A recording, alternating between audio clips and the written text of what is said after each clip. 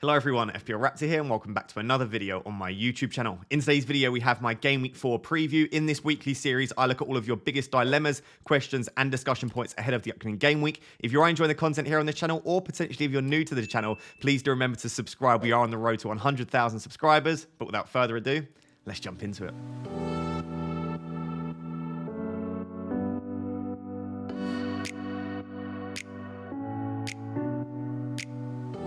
So guys, just a quick word of warning before we jump into anything in today's video. There are domestic cup games on Tuesday and Wednesday this week, which means a lot of the teams playing in the Premier League will be putting out potentially quite strong starting 11s because some of those fixtures aren't necessarily easy. For example, Spurs play against Fulham, so it could well be that we see a lot of Spurs starting 11 in that team. The likes of Maddison could potentially start, and if that is the case, you probably want to wait before looking to transfer those players in. So especially this week, I mean, in general, I don't overly like early transfers anyway, but especially this week, I would maybe just hold off if you can, because you never know what could happen in those domestic cup games. But looking ahead to the rest of the video, the first thing I wanted to cover is the projected points for game weeks 4 to game weeks 8. As always, I wouldn't over rely on projected points, but it maybe just gives you a bit of a sense check against what you know yourself based on what the algorithm thinks are the best players to own over the upcoming game weeks. Maybe if you're wondering why I'm looking at game week 4 to game week 8, I try to remember to flash a tweet on the screen, but I do genuinely believe that the two best times to wildcard this season, if you haven't already done so already, and maybe you don't need a wildcard early,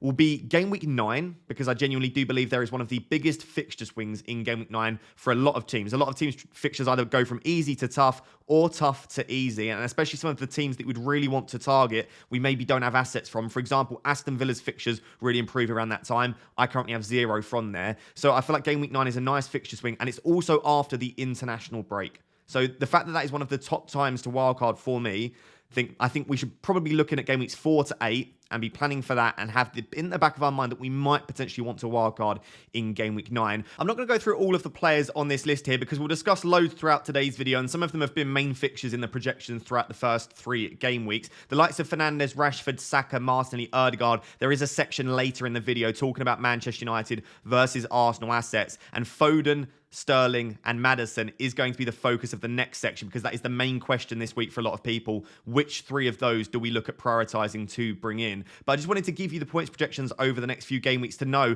maybe if you do look to wildcard in game week 9, who are the sorts of players you should be targeting. So of course, like I said, Manchester United and Arsenal assets, despite the fixtures not being excellent, will still be very, very high up for the sort of players that the projections think will score very, very well. One player that I did just want to discuss is the man that you can see here is Gabriel Jesus. He is the top projected forward from game weeks 4 to game weeks 8 after Haaland. So maybe someone that we should be considering, potentially not for this week, just because Manchester United, whilst they're not great defensively, maybe not necessarily a defence to target. And also Jesus is just coming back from injury. But maybe after the international break from game week 5 onwards, Jesus could be a player that we maybe want to target. So I would just chuck his name in there. A lot of people talk about Alvarez, obviously Watkins, Jackson, etc. Jesus definitely one to monitor. And if he does look good against United, I will certainly be looking at him myself. Obviously, as I said, Jackson is there. He is the 3rd projected forward at 26 points from game weeks 4 to game weeks 8. So Jackson is still a good option. Lots of people asking, can you still bring in Jackson considering you've missed the Luton fixture? Of course, the Luton fixture was probably the best of the bunch, but the fixtures are very good up until game week 8 for Chelsea. So I would still be looking at Jackson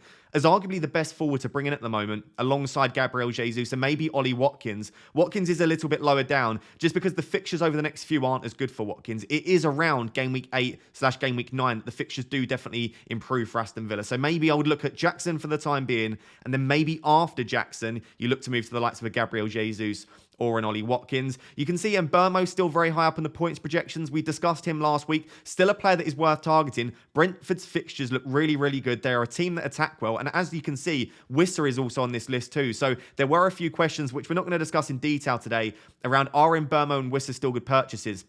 Absolutely, there are still players that I would be considering. I wouldn't worry that you've missed some of their previous points. The fixtures still look good. Brentford are still a team that attack well, and we know how well Mbeumo and Wissa do in the absence of Ivan Toney, so I would definitely still be considering those 2 options there. You can see that Matoma and Eze are still in the top 20 for points projections from game weeks 4 to game week 8, so if you have Matoma and Eze, and are maybe looking at moving to an Mbeumo, this would suggest that there's not much between them for the projections. Matoma is an excellent asset to own. Very, very unlucky, once again, not to get more attacking returns in game week 3.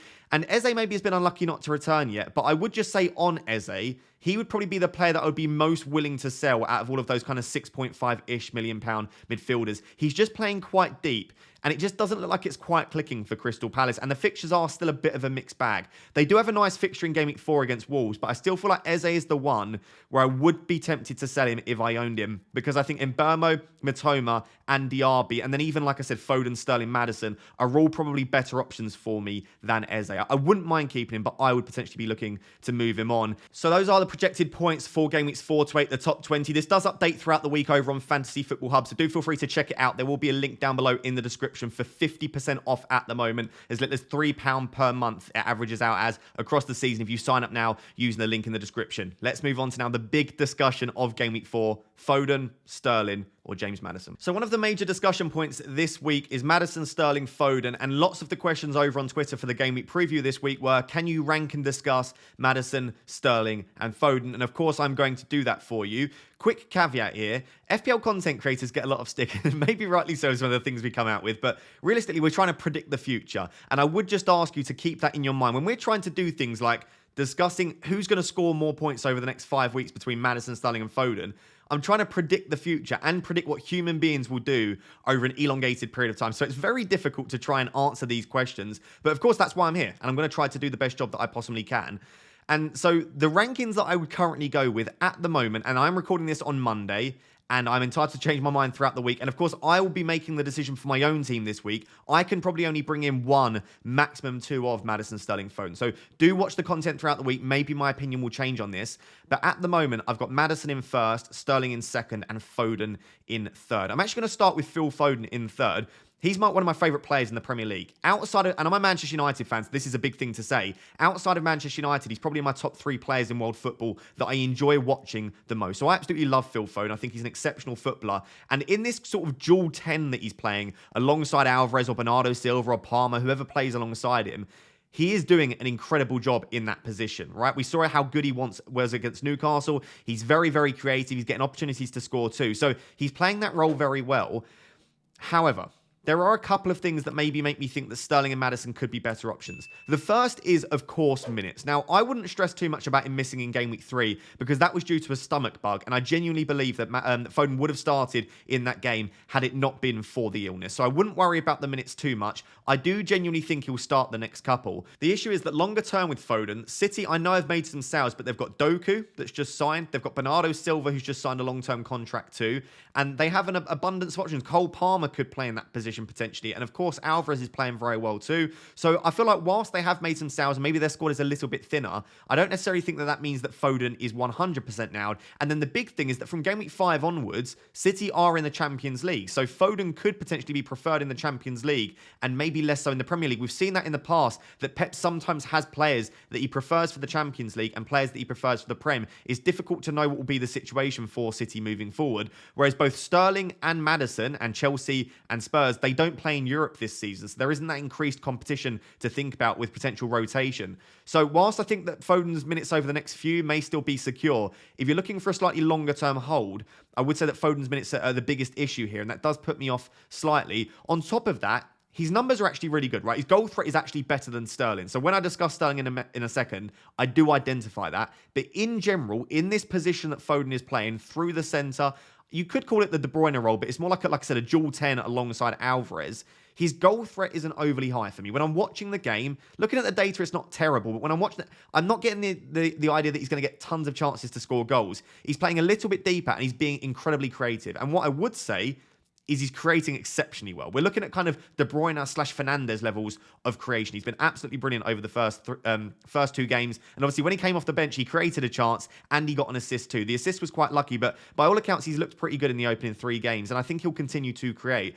I just wonder how many chances will he get to score goals? And you don't really want to over-rely on assists. But all of that just to say, Foden's a great option. The fixtures over the next 4 are really, really strong too. I just think due to the slight risk with expected minutes, due to maybe him being slightly more creative than he is a goal threat, at the moment, I've got him in third behind Maddison and Sterling.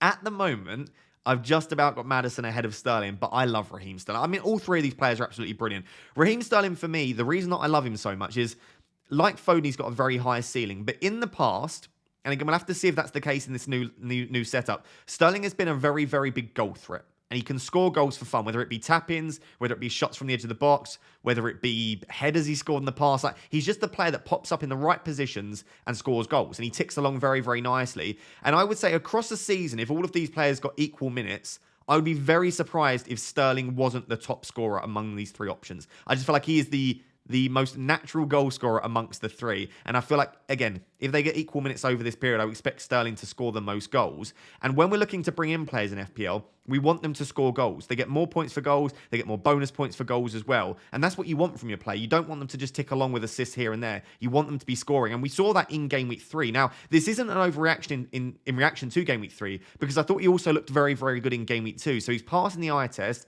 He's obviously picked up returns. My only concern with Sterling, and I was quite shocked about this, his data hasn't been very good over the opening three. You can see here, 0.29 expected goals per 90 and 0.18 expected assists. So he has the lowest expected goals of the three and the lowest expected assist of the three. So now that's making me start to think, because I really like the look of Sterling, is he just passing the eye test and looking very lively? But is he actually getting the opportunity to score lots of goals? Maybe not. And then the next thing I would question, because most of this decent data actually came from the Luton game, are Luton just really bad? And that isn't an insult to Luton fans, but were they just leaving loads of space for Sterling? And maybe in a normal game, we're not going to see him reach the heights of the likes of a Maddison and Foden. So that's what's made me put Sterling in second now, is that I know it's a small sample size, but the data would suggest that he had no real chances in Game Week 1 and Game Week 2. The data was very, very poor. And in Game Week 3, he accumulated less than 1 XG. So maybe quite lucky or good finishing to get 2 goals in Game Week 3. And I'm just wondering, is it just kind of, we call it in the past, we've joked about sort of expected liveliness. He looks very lively. He's passing the eye test. He's going on all of these mazy runs. But is he going to get clear-cut chances to score goals in this Chelsea team? And is he creating enough? Because, as I said, worst expected goals and the worst expected assists of the three thus far. I'm starting to question that a little bit, and maybe we just need to see a little bit more from Sterling. The thing that I do love about him, as well as the fact that historically he's got really good goal threat, is the fixtures are probably the best of the bunch over the next 5 to 6 game weeks. So again, as I said in the previous section, if you are looking to wildcard in Game Week 9, the fixtures are probably slightly better for Raheem Sterling than the others, because obviously Maddison's got Arsenal and Liverpool, and you can see that Phil Foden has Arsenal in Game Week 8, and of course we don't even know that Phil Foden will start every single game. So I would say fixtures-wise, Sterling probably has the best. And on top of that, Raheem Sterling should have very good minutes, I think, in this Chelsea team. He started all 3 of the opening games. I think he'll get 80-plus minutes in most games for Chelsea. And again, without European competition, there's no real need to rest and rotate Sterling. We've seen him in the past play a lot of minutes over a season, so I think he has it in his locker. And I think Sterling will continue to start pretty much every game for Chelsea. So the minutes are definitely more secure than Foden. And I wouldn't say that the minutes are that far off of Maddison either. So I honestly still love Foden and Sterling as options. And if I were to wildcard this week, I can almost guarantee I would have all 3 of these, plus Mbeumo, and then probably Bruno Fernandes or Bukayo Saka. These 3 would have to be in my wildcard team at the moment. So it isn't to say that I don't like Foden and I don't like Sterling, but hopefully the pros and cons there make sense. And then in first is Maddison.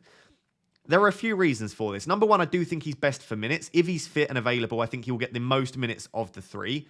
The next thing to note on it is that the fixtures are arguably the best if we're looking beyond Game Week 9. So let's say you're not convinced by a Game Week 9 wildcard, or you want to make sure that your team's set up regardless of if you want a wildcard or not. After Game Week 8, the fixtures still look really, really good for Spurs, whereas after Game Week 8 for Chelsea, the fixtures do deteriorate slightly. So in the next 5, Sterling has got the slightly better fixtures, then probably followed by Foden, then maybe Maddison. But if we're looking longer term than that, I think probably Maddison has the slightly better fixtures. And then on top of that, Maddison has the best data thus far this season. And again, it's a very small sample size, but we're looking at over 1 expected goal involvement per 90, 0.45 expected goals, which is the best of the 3, and 0.58 expected assists, which is, again, the best of the 3. These are one of the best stats in the league thus far. Actually, in fact, I think only Bruno Fernandes from the midfielders has better underlying data this season, non-penalty-wise. So there's very little to dislike about Maddison. Great fixtures, good minutes, great data as well. And he is very, very central to everything Spurs are doing. My only slight concern with Maddison, but I've had a rethink on this, and this is one of the reasons that he's currently in first, is he is playing a little bit deeper than I like. And we've seen that from like Eze, for example, at Crystal Palace. But Maddison does this very well. And someone made a very good point that the likes of Gerrard and Lampard have played deep in the past. And they make these darting runs sort of. We've seen James Maddison on a couple of occasions go beyond Son and beyond Richarlison, beyond Kulusevski. So whilst he does pick the ball up deep quite a lot, and it can be frustrating, that doesn't necessarily mean that he's not going to get the chances to score goals and to get assists. Because again, even like stuff like Harry Kane, we've seen him be really disappointed in the past, dropping deep, and we're like, why is my striker playing CDM? But he still picks up returns. Bruno Fernandes is another good example of a player that drops deep but still gets returns. So it might be slightly frustrating at points to watch Maddison, because he does appear to be dropping into the midfield on quite a few occasions to pick up the ball. But he is still getting the chances, at least over the opening three, to get goals and to create chances too. So at the moment, I just feel like there's not many negatives to Maddison. I'm struggling to point out many, apart from the fact that his injury record at points has been a little bit dubious, and maybe you would worry slightly that he won't stay fit and you might have to use an extra transfer, especially with the fact that he's already picked up it was only a small niggle this season, but that is a slight worry. So Maddison just about in first for me, just due to all of the reasons. Again, to recap, fixtures good, data good, talismanic, expected minutes. There's a lot to like about him. Sterling in second. The only reason that he's in second and not first is just because I think that his minutes are maybe slightly lower than Maddison, but mainly the data just hasn't suggested thus far this season that he's going to regularly pick up returns, because he's not actually getting that many clear-cut chances, and he's not overly creative either. So that's why Raheem is in second. And then Foden is in third, purely just due to the fact that I think slightly longer term, his minutes will be lower than the other two, and he is the most likely to get benched in the future, especially with the Champions League coming up. But if he does start the majority of games, Foden, he would be very, very close to first for me. So if you are confident in Foden's minutes, maybe bump him up the list slightly. So hopefully that was helpful. I'm not going to tell you that Maddison's definitely the best option, but at this point, again, on Monday, when I'm recording this, I would say Maddison, Sterling, Foden. So there are actually quite a few questions about Pervis Estupinan. Is he a sell based on the fact that Brighton are yet to keep a clean sheet in the league? And I actually don't think it's as obvious as just saying, of course not, he's very attacking. I do genuinely think you could consider selling him. Now, let me talk you through that, because I'm not necessarily advising that you do. But as I said, I don't think it's as clear-cut as just saying no. The fixtures coming up are shocking. They really are for Brighton. And we knew this. This is why I actually didn't pick Matoma instead of Mbeumo. And I did go for João Pedro, but I knew that he'd be more short-term, because I didn't want to load up on Brighton assets, knowing that probably from Game Week 4 onwards, you wouldn't really want to own them. Newcastle at home, United away, Bournemouth at home, Villa away, Liverpool at home. The one thing I would say, maybe around someone such as a Matoma or a Solly March, I actually don't hate these fixtures from an attacking perspective. I think Newcastle can definitely be got at. They don't look as solid defensively over the opening three. Manchester United can definitely be got at. Bournemouth is an okay fixture. Villa away is actually probably slightly trickier than people probably think. And then Liverpool at home, again, is definitely a fixture where you could see Brighton scoring goals. So from an attacking perspective, I don't mind it. And I do expect Pervis Estupinan to get chances to get attacking returns in those 5 games. But from a defensive perspective, they are not nice fixtures. I would expect all of these teams to score, maybe bar Bournemouth, but Bournemouth are a team that are attacking incredibly well too. So I see maybe 1 clean sheet maximum over the next 5. Of course, football is very, very unpredictable, and he could potentially get 2 or 3 clean sheets here, but I don't see lots of clean sheets in the near future for me. When we look at the data, though, for him, it is very strong, right? His baseline bonus points are excellent, and his actual bonus points due to his attacking returns are very strong too. His non-penalty expected goals per 90 over the opening 3 is 0.12. His expected assist is 0.36, which means he's got a 0.48 expected goal involvement per 90 over the opening 3, which is really, really strong. It's higher than a lot of attackers that you probably have in your team now that you don't see as issues. So yes, he is incredibly attacking. But we know from the past, across many, many seasons, defenders aren't going to get you kind of 15 goals, 15 assists. It just doesn't happen. It's virtually impossible, even if they're playing as a winger. So we're not expecting returns from Estupinan every single game. What we're probably expecting, and this would still be an exceptionally strong season, is maybe an attacking return every 4 to 5 games. And that would still be, as I say, one of the best seasons we've seen from a defender. So you've got to think that the returns probably won't continue at the rate that we've seen. And then when you look at the data defensively from Brighton, it's not good. Their team expected goals conceded per 90 minutes is 2.28. So they have conceded over 6 expected goals in the opening 3 game weeks. And they're expected to concede just over 2 goals per 90 in those opening 3. And they are good fixtures. They've had decent fixtures where you would have expected clean sheets. Over this period, God knows what we see. So Brighton are defending really, really poorly at the moment. And they're giving up a lot of big chances to teams. So to put that all together, because again, there's no real solid answer, yes or no either way. If you want to keep him, I absolutely don't mind that. I'll probably end up keeping him myself because I've got Udogie and Botman, if Botman's fit, which I can rotate in with Estupinan. So if I don't want to play any of these fixtures, I don't have to. I think the attacking data is still strong enough to suggest that he will continue to pick up attacking returns, just not at the rate that we've seen in the opening 3 game weeks. And I still think, as I said, football is unpredictable. Yes, Brighton haven't done well over the opening three, but maybe they tighten up defensively. And whilst it doesn't look like clean sheets are overly likely, it's difficult to try and predict when clean sheets will happen. And I don't necessarily see tons of better defensive options instead of Estupinan that I would want. So I'm probably going to hold on to him. I'm not trying. Some people say like you're trying to reduce his ownership to win FPL. I don't care. Like, I've not got that much influence. If you want to keep him, please keep him. I'm just saying that looking at these fixtures, I don't see many clean sheets. And if you do want to target a player such as a Colwill or a Gusto or a Udogie, who you think could get clean sheets and the fixtures coming up are better, then maybe you do make the switch and try and get ahead of the curve, because he is incredibly highly owned. And if you get this right, and Estupinan doesn't get many points over the next 5 or 6 weeks, and you move off of him, that could be massive for you. So with that in mind, let's now take a look at some of the defenders I like if you are looking to sell the likes of Estupinan or maybe a Gabriel or a Luke Shaw. So as I said, with people potentially looking at selling Estupinan, maybe even looking at selling Saliba because the fixtures coming up for Arsenal aren't fantastic, or maybe you've got Gabriel or Luke Shaw or John Stones. I think a lot of people are looking at defensive transfers this week. Here are the best cheap defenders for me below 5 million. I would argue that most of the defenders that I would want at the moment anyway are cheap. Like, regardless of even if price didn't exist, most of the better defenders are cheap. I do still like the City defense if you want to go there. I just think that a lot of people are looking to maybe free up some funds to move to the likes of, like I said, Sterling, Maddison, Foden in the midfield, or maybe move up to a Jackson or a Watkins or a Jesus in the future. So maybe it is worthwhile just downgrading a little bit and trying to get all the funds that you possibly can. As always, with pretty much everything in my videos, it's my opinion. So I've ranked these based on a number of things that I'm considering: fixtures, defensive data, attacking data for these players as well. Please let me know down below if you disagree and if you think there are any defenders that I've potentially missed out. I still think Rico Henry has to be up there alongside Pinnock. Maybe we don't talk about Pinnock enough, but I still feel like Rico Henry's got really nice creativity. He's very, very nailed in that Brentford team. And on top of that, Henry's great because in the easier fixtures, of course, he's very, very likely to keep a clean sheet because Brentford are really good. He's got the chance for attacking returns too. But in the tricky fixtures, Brentford tend to switch to a back three or a back five. So even if the fixture doesn't look great on paper, Henry tends to be pushed further forward. And in those games, he's got, again, an increased chance for an attacking return. So I like Henry. He's not fixture-proof by any means, but he's a player that you would be happy playing most weeks. And I still feel like the Brentford are one of the better defences in the league. Or at least I expect them to be kind of top 10, top 8. So Henry's a really, really nice option.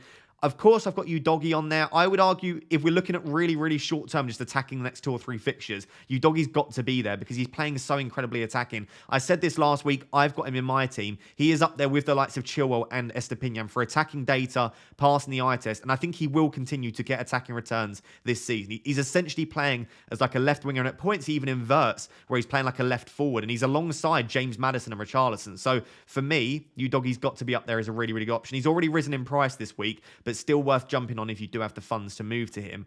I've then got Gusto and Colwill. You can see that there's a little exclamation point next to Gusto. When Reece James was originally injured, we heard Pochettino say that Reece James will only be out for weeks, not months, I think was his comment. So it didn't look like an overly serious injury. Of course, that could be a lie. Of course, there could be an update this week, which makes us change our minds. If it is just weeks as opposed to months, we've got an international break coming up in which there is a 2-week break between Game Week 4 and Game Week 5. I think by the start of Game Week 5, it's been about 4 or 5 weeks since Reece James picked up the initial injury. So if it is genuinely weeks and not months, we could see Reece James start to be integrated back around Game Week 5, Game Week 6. Now, of course, he might not be introduced straight back in. Gusto could still start ahead of him. But I just think that Gusto, whilst I really like him as an option, and whilst he has looked incredibly attacking, and he's picking up similar positions to what we've seen from Reece James, I just wonder, is it a little bit short term? And are you blocking yourself from potentially a third Chelsea asset if they continue to look good in game sort of 4, 5, 6? Maybe you would want the likes of Sterling, Jackson, and Colwill or Sanchez. Or even if Enzo Fernandez is still on penalties, maybe you move back to him. So it might just be nice to not block that third spot and also not bring in a player, especially if you need this player to start every week. Like if you're taking out Estupinan for Gusto, you probably need Gusto to start most weeks. I just wonder whether long term that could cause issues. So maybe the safer option is Colwill. The reason that I prefer Colwill to Disasi is Disasi I think will only play if he plays instead of Gusto or Chelsea play a back 5. If Chelsea play a back 4, which I think longer term is probably what Pochettino will prefer, I think it will be Colwill and Thiago Silva most weeks. So I prefer Colwill to Disasi for that reason. Matty Cash has to be discussed because he got a brace in Game Week 3. His data is pretty good. Aston Villa are a pretty good defence as well under Emery. The fixtures are a bit of a mixed bag. And I think if this was Game Week 8, Game Week 9, Matty Cash would probably be first. But for the time being, with the fixtures the way they are, I do think I would prefer to target Brentford, Spurs and Chelsea defensively. But Cash is worth considering.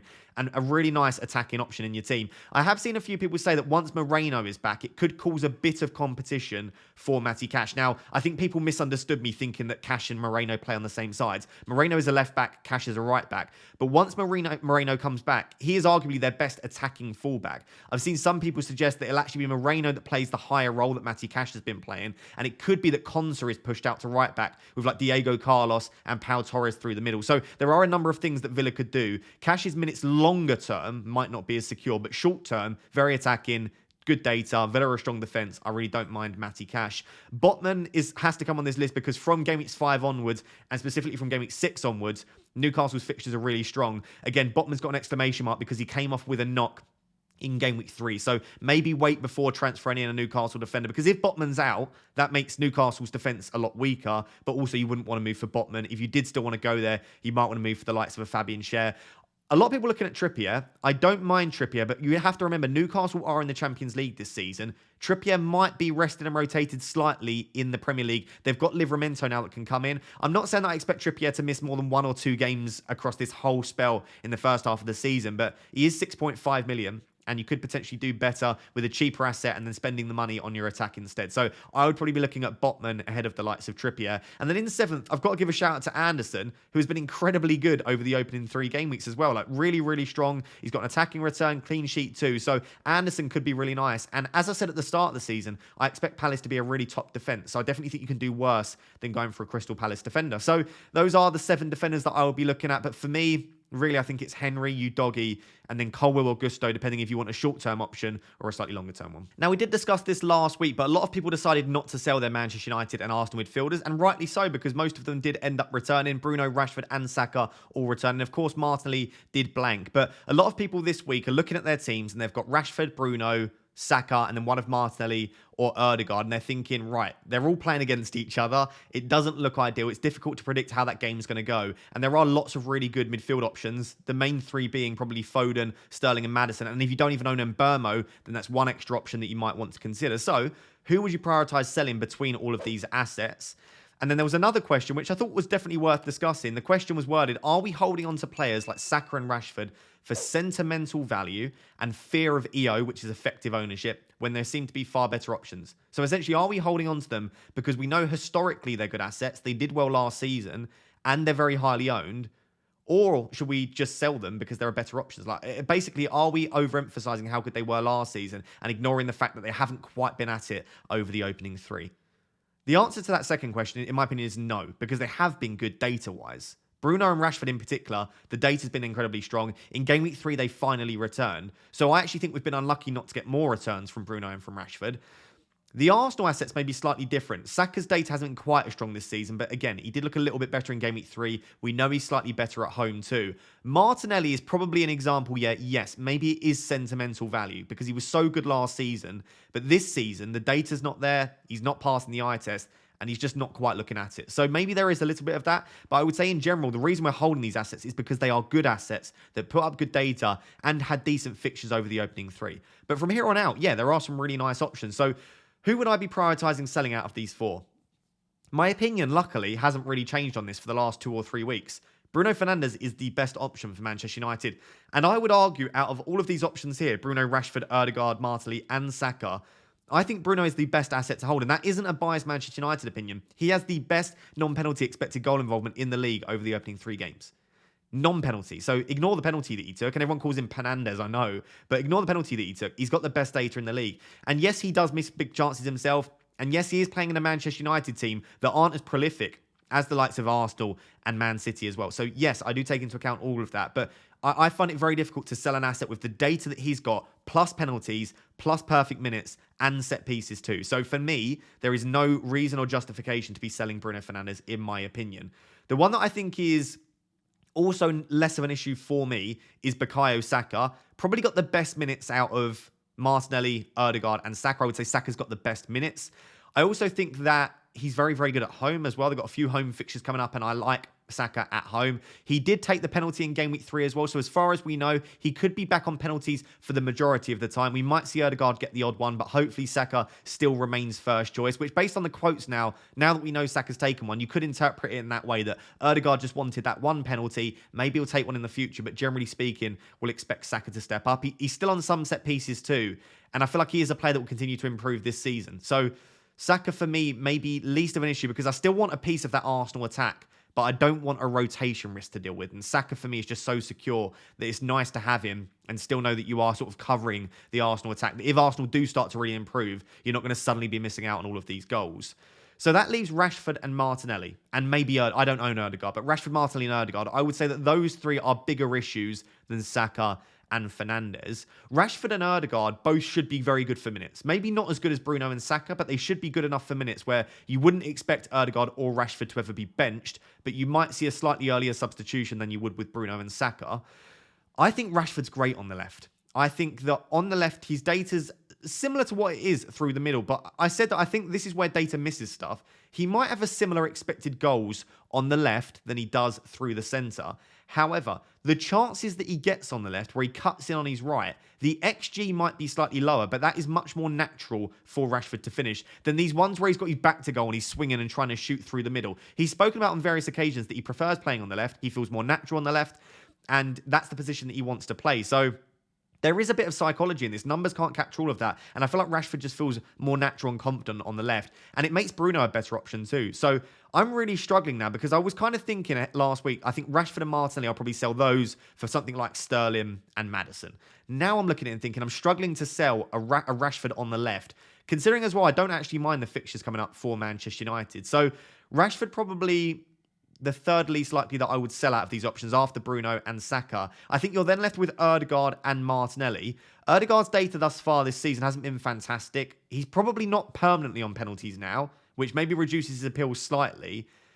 And I just think he's playing ever so slightly deeper. I don't think it's as much as we thought it might be. We said with Rice coming in and Havertz and all of these players, it might mean that Ødegaard's role changes. I think generally he's playing a similar-ish role, but we are seeing him a little bit deeper at points. And I just think that in comparison to the likes of Foden, Sterling and Maddison, I think they're all better options than Ødegaard. So for me, I would be happy selling Ødegaard this week. And then that moves us on to the player that I think is definitely the one to sell if you want to, which is Martinelli. That isn't to say he's a bad player. That isn't to say he won't get returns. But his minutes are the least secure. His data's not been great in the opening three. Slightly better against Fulham, but really not that fantastic. And he just looks isolated. Like when you watch the games, he doesn't look like a goal threat. I would say that Gabriel Jesus coming back in does two things. It makes him better when Martinelli's on the pitch. I think he'll be a better asset because he plays better when Jesus is on the pitch. But of course, with Jesus coming back, that is one more position taken up in the starting 11. And if the likes of Trossard, Havertz and Nketiah drop out, that means that you've got one more better player on the bench. And I know not all of those can play on the left wing, but you could see a mix up there. Smith Rowe can even come on. So I just think that Martinelli's minutes aren't going to be secure enough for me, especially again with European football kicking in. Martinelli is going to be the one that's sold for me for one of the three that we spoke about at the start. I definitely wouldn't be selling Bruno. I probably wouldn't be selling Saka. I think Rashford's a 50-50 depending on how much you back Manchester United. But for me, at the moment, I'm leaning towards keeping Rashford. I would love to know what you're thinking of doing down below with your Manchester United and Arsenal assets. Probably most of you looking to sell United assets, which I don't mind, but I would just personally be keeping Bruno Fernandes. So the final question was around Liverpool players and whether we should go there now with the fact that they are attacking very well. Like defensively, they're all over the place, but they're still scoring goals and maybe the fixtures don't look terrible. This will be a short section because for the most part, I'm not particularly interested. And that's because I just think it's very, very tricky to try and predict who is going to start. A lot of people saying, yeah, Gakpo was the most now. And I thought he was the most nailed attacker. And yes, he started all three, but he comes off so early that it's almost like he's not starting. Like if he's coming off around 60 minutes every game, he's going to do very, very well to get lots of attacking returns in that set period. Lots of people thought Jota was quite nailed. He, of course, missed out in game week 3.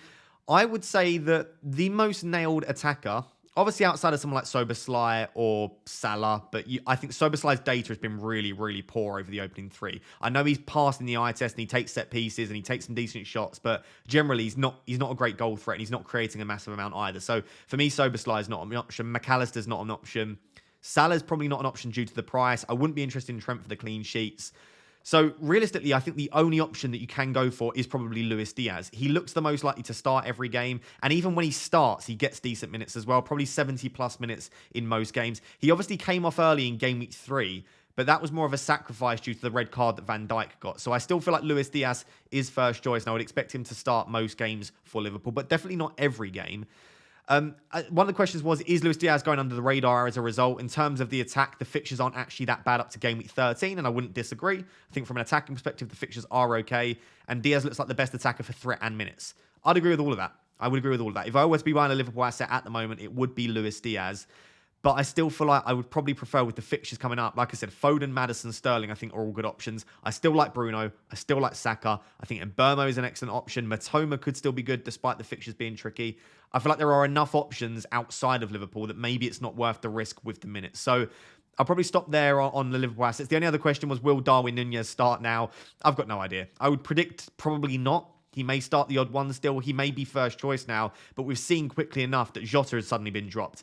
And this is Darwin Nunez still hasn't started a game in the Premier League, so that could continue. Gakpo still seems to be preferred through the middle. So it's difficult to try and predict which Liverpool attackers will start. I can't tell you confidently that I think Darwin will start. And even if he does in game week 4, I don't know if he'll start longer term. So for me, Darwin is still not an option. I'd want to see a few starts in a row, but I don't mind Luis Diaz if you do want a piece of the Liverpool attacking pie. So guys, there you have it. That is my Game Week 4 preview. Hopefully this video has been helpful. And if you have enjoyed today's video, please do 2 things for me. Make sure to subscribe. We are on the road to 100,000 subscribers. And please drop a like on the video as well. Let's aim for 2,000 likes on the video. You've been absolutely smashing past that recently, but let's keep that going. Until next time, thank you very much for watching. Cheers. Bye-bye.